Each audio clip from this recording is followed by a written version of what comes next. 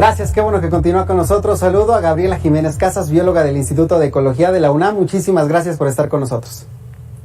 Al contrario, buenas tardes, Alejandro. ¿Qué tal? Oiga, a ver, veíamos este panorama, 87% de los tiraderos son a cielo abierto, 13% son rellenos sanitarios. ¿Han sido suficientes o estamos ya rebasados de tanta basura que ni siquiera en estos lugares cabe? No, hace muchos años estábamos rebasados. No es un tema de actualidad, en realidad ya tiene al menos 10 años que rebasamos esa capacidad.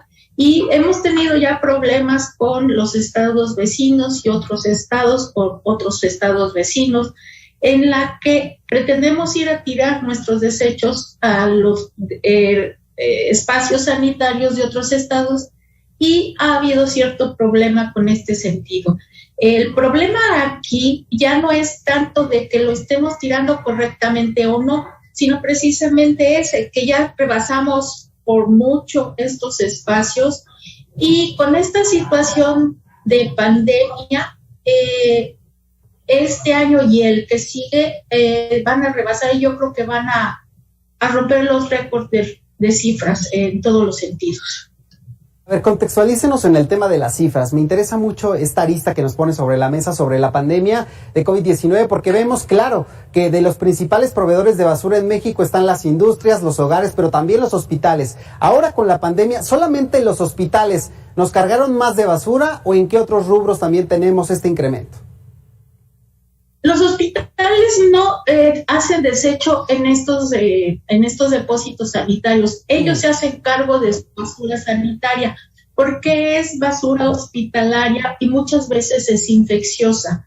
Todos los hospitales, tanto particulares como de gobierno, tienen una manera especial de destruir lo que pueden destruir de basura, y lo demás hacen una degradación de las sustancias que están tirando, como otros institutos de investigación que trabajan sustancias, llamémosles peligrosas, y las tiran. Los desechos sanitarios que hay ahorita en la basura en general de la ciudad es la que estamos produciendo nosotros mismos, es decir, tapabocas, guantes, caretas y todos estos otro tipo de desechos sanitarios, como los curitas, las gasas, etcétera, etcétera, etcétera, que siempre hemos tirado de manera general en la basura.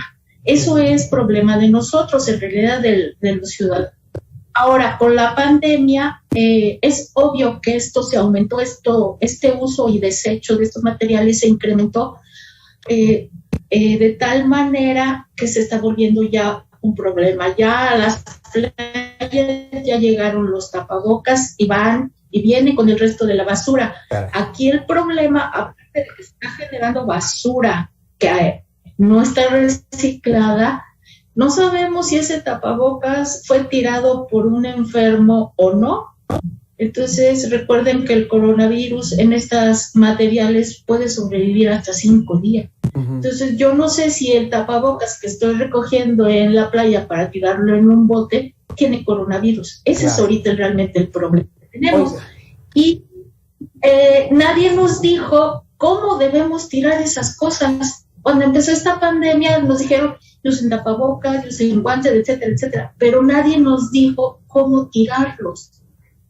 Claro. Oiga, me llama mucho la atención y me quedé pensando en el tema. Usted pone sobre la mesa los cubrebocas, los curitas, las caretas, pero ¿qué pasa, por ejemplo, con todos los plásticos? Teníamos una ley para evitar la compra de bolsas plásticas y que fueran entregadas en los comercios. Supongo que esto también fue frenado por esta pandemia de COVID-19, que además nos dan ahora todo embolsado, todo empaquetado para llevar. Exactamente. Como que el reciclado hizo un stand-by cuando empezó este asunto de la pandemia, precisamente en el sentido de protegernos, de no contagiarnos, y se salió de las manos, es decir, de todo lo que podíamos haber avanzado en los años pasados respecto al reciclaje y la educación para tirar correctamente la basura, se detuvo o tuvo un retraso con esta situación de pandemia. Era algo que se venía a venir, no podía ser de otra manera.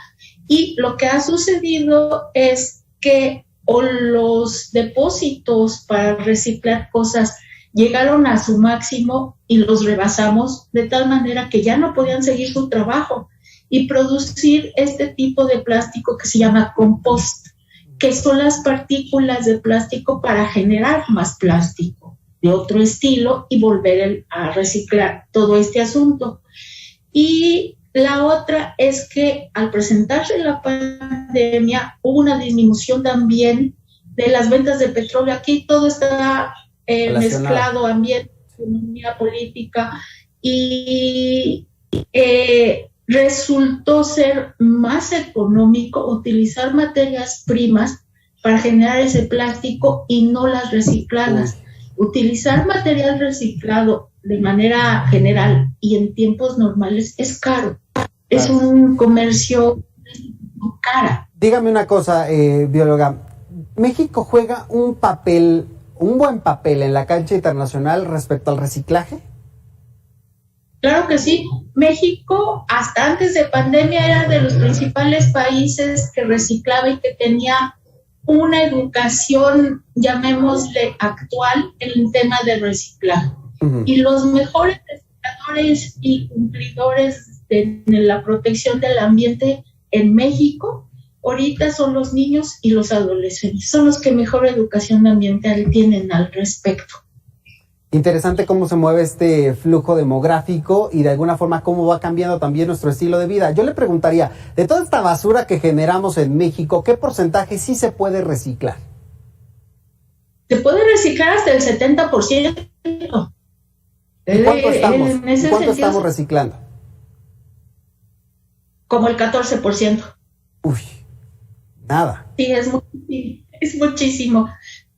Los datos que tengo hasta el 18, de las 50 toneladas en promedio que generaba la ciudad al día, se estaban separando el 21%, de las cuales el 14% entraba al reciclado.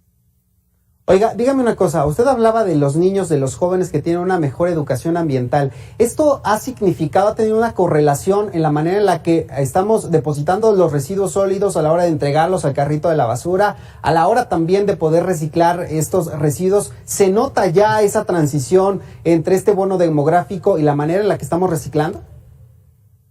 Se notaba hasta antes de la pandemia.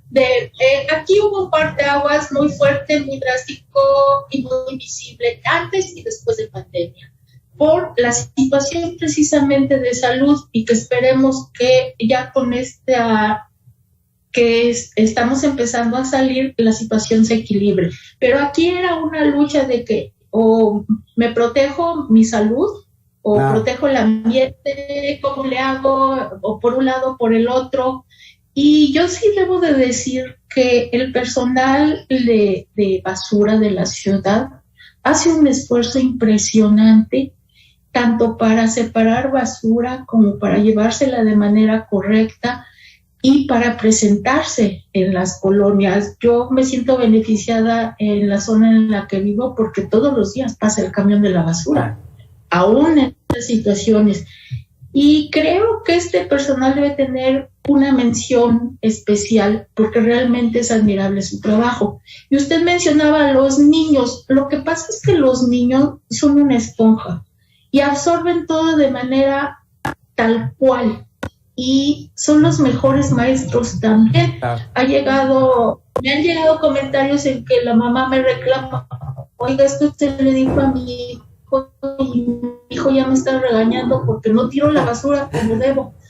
Pues los niños son los que me están enseñando, porque además ellos están conscientes que el mundo que van a recibir no va a ser el mejor si no nos aplicamos con el reciclaje de otros temas de educación ambiental. Claro. Gaby, dígame una cosa, tengo unos segundos nada más. Usted ha hablado de acciones hormiga del reciclaje. ¿Cuáles sí o sí tenemos que aplicar en nuestra casa desde ya? Desde ya, sí, las acciones hormigas son muy importantes. Vemos los resultados en los robos hormiga, pregúntele a los comerciantes cómo les va. Y que lo hagamos de manera particular y personal en nuestra casa es esencial, porque al hacerlo es un mínimo, es un granito. pero lo va a hacer mi papá y lo va a hacer a lo mejor mi hija, a lo mejor mi sobrina, y ahí las van a ver los amigos, y como son adolescentes, son jóvenes, se va a contagiar y lo van a llevar a su casa. Tiene que funcionar. Si los robos hormiga funcionan, ¿por qué no las acciones hormiga? Tienen que funcionar, pero es cuestión de mutuo propio, de decir, lo voy a hacer porque funciona. Porque además, si yo voy a, por ejemplo, la tapa del refresco, del Tetra Pak de la leche, lo junto y lo tiro aparte, es una ganancia impresionante. Si doblo los botes de Tetra Pak y le digo al señor de la basura, porque yo no sé dónde reciclan Tetra Pak, señor, esto es Tetra Pak, y ellos sí saben dónde llevarlo. Y ellos llevan costales impresionantes de botellas de PET, de otras de vidrio, y ellos hacen un excelente trabajo si no tenemos a nuestro alcance lo que necesitamos para reciclar. Hay cosas que sí se van fuera de la mano. En México apenas tenemos 2 plantas que reciclan unicel. El unicel podemos decir que es eterno, que lo usan para todo y más en estas épocas, pero el unicel puede sobrevivir hasta 900 años en el ambiente y no le pasa nada. Entonces, todo esto lo tenemos que empezar a cambiar. Y es lo que muchas ya estábamos haciendo hasta antes de pandemia. Lo que pasa es que la situación sanitaria nos pasó a retroceder varias. Gabriela, le agradezco mucho estos minutos. Ojalá que no sea la última ocasión que podamos platicar sobre estos temas tan importantes. Muy buenas tardes. Muchas gracias, Alejandro. Igualmente, buenas tardes. Cuídense. Ahí tiene usted estas recomendaciones, es fácil, hay que empezar desde casa y hay que transmitirle esta información a los más pequeños del hogar. Vamos a hacer una pausa, regreso para la recta final.